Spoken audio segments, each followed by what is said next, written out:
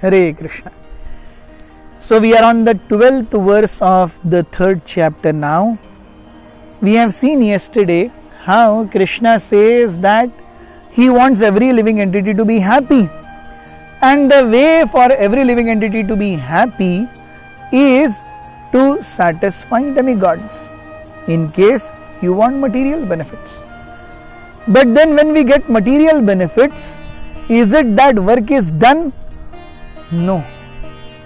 He gives so sentence is not full stopped. There is a comma. So he says, text 12. Ishtan bhogan hi vo deva dasyante yajna bhavitah tairdattatan pradayebhyo yo bhunkte stena eva sah. He says, in charge of various necessities of life, the demigods, being satisfied by the performance of yajna or sacrifice, will supply all necessities to you. But he who enjoys such gifts without offering them to the demigods in return is certainly a thief. Yes. So, yesterday we have seen how everything that is required for us will be given by demigods. But just because we get them, is it done? No, we have to offer it back as a mark of gratitude. It is exactly like जब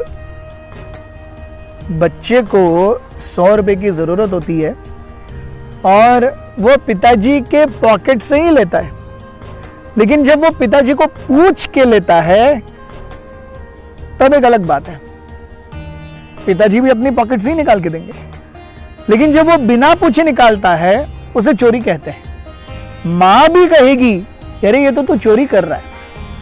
कैसी चोरी है? In one sense इसका inheritance ही है, उसी के पास आने वाला है बाद में. लेकिन अभी किसके पास है? अभी वो पिता के पास है. और जब तक हम पिताजी को बिना बताए लेंगे वो क्या हो गया? चोर हो गया. तेन एव सह.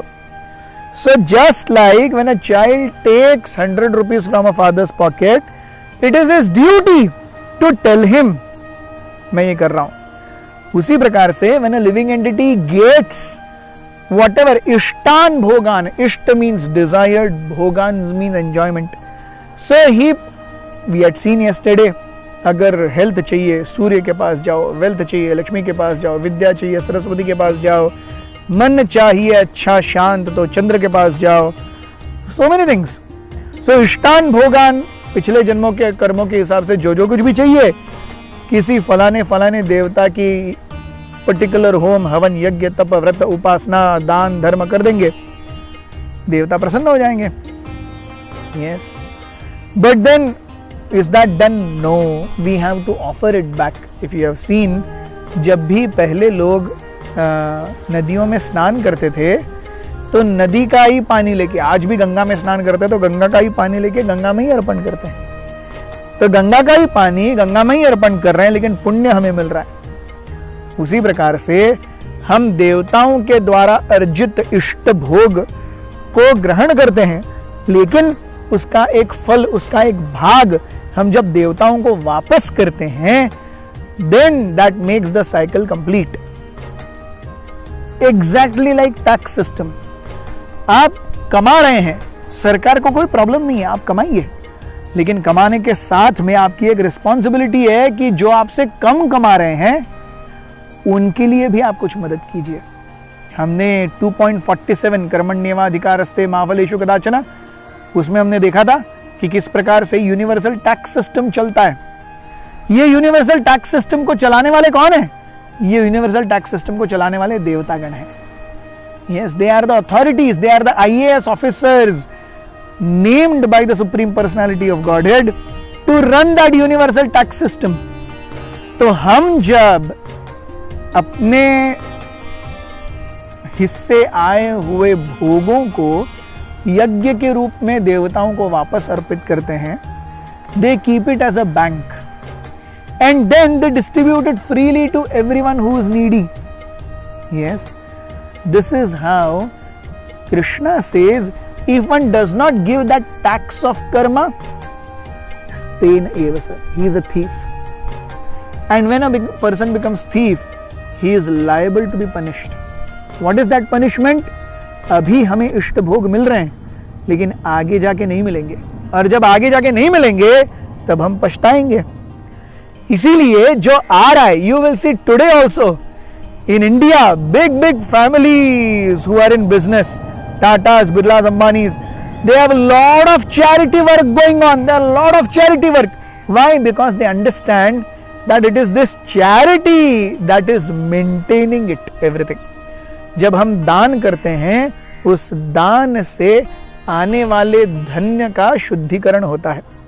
उसी प्रकार से हम जब अपने कर्मों से अपने कर्म फलों को छोड़ देते हैं, हमारे कर्म फलों का शुद्धिकरण होता है. This concept of purification of self is very important, and this is what is called as yajna. So that's why God is so great. He is giving us everything. Yes, we are subsisting because of grains, we are subsisting because of water, we are subsisting because of air. क्या ये हम सबने factory में बनाया है? नहीं, ये भगवान ने दिया है. तो जब भगवान के द्वारा बनाए हुए अनाज को हम खा रहे हैं, जब भगवान के द्वारा बनाए गए पानी को पी रहे हैं, जब भगवान के द्वारा बनाई हुई हवा को ले रहे हैं, तो क्या भगवान को थैंक यू बोलना नहीं होता? Yes, this is the concept of तैर दत्त प्रधानेन. We return something back as tax. One who doesn't, he is a thief, liable to be punished by karma. Thank you very much. Hare Krishna.